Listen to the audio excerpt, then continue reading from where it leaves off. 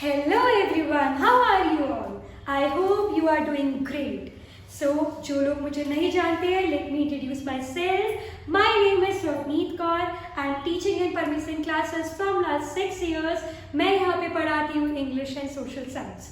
तो ये जो वीडियो है ये बहुत ही इंपॉर्टेंट वीडियो लेकर आई हूँ जिसमें मैं प्रीवियस ईयर क्वेश्चंस, हाँ जी previous year question plus important board और प्री बोर्ड के बेसिस के इम्पॉर्टेंट क्वेश्चन।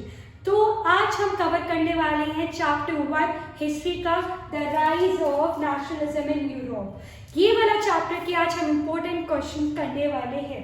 चलिए, what steps did the French revolutionaries take to create a sense of collective identity among the French people.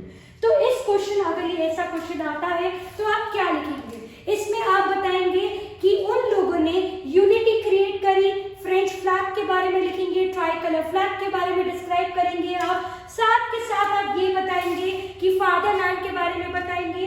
ये सब point आप ये 3 और 5 मार्क के क्वेश्चन के बेसिस में इसको एलैबोरेट करके लिखेंगे। Second question, briefly trace the process of German unification or explain the nation building process of Germany after 1848। इस क्वेश्चन को इस वे से भी पूछ सकते हैं, describe the role of Otto von Bismarck in the making of Germany. इसमें आप ये बताएंगे ओटो वॉन बिस्मार्क जो पीएम था जिसने चेंज कर दिया, कैसे वो पीएम जब बना वो क्या क्या चीजें चेंजेस लेकर आया। 3 जगह उसने अटैक करे, वॉर्स करे, 7 इयर्स तक ये वॉर चलती रही ऑस्ट्रिया, डेनमार्क और फ्रांस में। उसको इलैबोरेट करेंगे 3 और 5 मार्क्स के अकॉर्डिंग अगर ये क्वेश्चन आता है तब।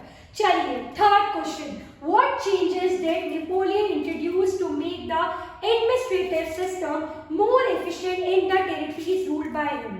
या इसको इस वे से भी पूछ सकते हैं, explain any 5 reform introduced by Napoleon in the region under his control, या how had Napoleonic code exported to the region under French control, explain with example। इसमें आपको सिविल कोड एक्सप्लेन करना पड़ेगा, इसमें आपको ये बताना पड़ेगा कि स्टैंडर्डाइज्ड यूनिट लेकर आ गया था वेट और मेजर के, ठीक है, गिल्ड सिस्टम को रिस्ट्रिक्ट कर दिया, रिमूव कर दिया उन्होंने, ठीक है, जो ट्रेड थे, जो टैक्सेस थे उसे भी रिमूव कर दिया था। तो इसे भी आप 3 और 5 मार्क्स के बेसिस में ही लर्न करिएगा। I am moving aside so that you can take the screenshot of these question, और अगर आपको कोई भी डाउट होता है तो you can pin in the comment section। So coming to the next question, what was Zollverein? What were its wider implications? So trade barriers were removed, currencies को reduce कर दिया था 30 से 2 और पर्शिया फॉर्म कर दिया था, ठीक है। Next question, what were the major proposals of the Weimar Congress? Describe in brief any 4 features of Weimar Treaty in 1850। इस क्वेश्चन को देखो, इस फॉर्म में भी पूछ रहे हैं, अगले इस फॉर्म में भी पूछ सकते हैं। What was the impact of Treaty of Vienna on European people and write any 2 points। तो इसमें आप क्या लिखेंगे? इसमें आप एक्सप्लेन करेंगे बेटा कि बॉर्बन डायनेस्टी आ गई थी और नेपोलियन ने किस तरीके से अपना रोल लेकर आया था, एनेक्स करा था, उसके बारे में आप डिस्क्राइब करेंगे। चलिए, next question, explain the political situation of Italy. Italy के पॉइंट आप बताएंगे बिफोर इट्स यूनिफिकेशन और give a brief account of political fragments of Italy. What area known as, okay sorry मैंने नेक्स्ट क्वेश्चन भी पढ़ दिया। चलिए, क्वेश्चन नंबर 6 की अगर हम बात करें बेटा, आपके बहुत सारे यूनिफिकेशन के क्वेश्चन हैं इस चैप्टर में। यूनिफिकेशन के सारे क्वेश्चन बहुत इंपॉर्टेंट है, चाहे हम जर्मनी की बात करें, चाहे हम इटली की बात करें, सारे क्वेश्चन बहुत ज्यादा ही इंपॉर्टेंट है। तो ये इटली के एक बार क्वेश्चन दोबारा से मैं पढ़ती हूँ आपके लिए।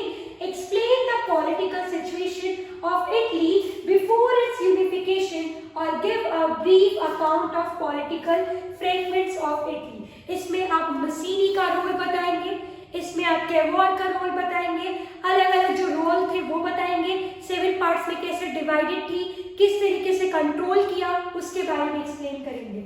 Next question, what area was known as Balkan? Describe the explosive condition prevailed in Balkans after 1871 in Europe, or why did the nationalists tension emerged in the Balkan. तीनों ही क्वेश्चन बाल्कन के हैं, घबराने की जरूरत नहीं है, तीनों ही बाल्कन के क्वेश्चन है। बताएंगे क्या है इसमें? बहुत इजी है। बाल्कन को कंट्रोल करना चाहते थे सारा नेशन। ऑटोमन एम्पायर जो जिसको टर्की बोला जाता है वो भी कंट्रोल करना चाहता था, ठीक है, और कंट्रोल कहीं ना कहीं कर भी लिया था, क्योंकि ये जो बाल्कन था ये रिच इन रिसोर्स था। इसके बारे में एक्सप्लेन करोगे तो इसमें रोमांटिनिज्म कैसे आया, कैसे लोगों ने अपनी चीजों को रखा, प्रेजेंट किया, आप लिखेंगे 3 और 5 मार्कर के according. I am moving aside so that you can take a screenshot of these questions. Thank you.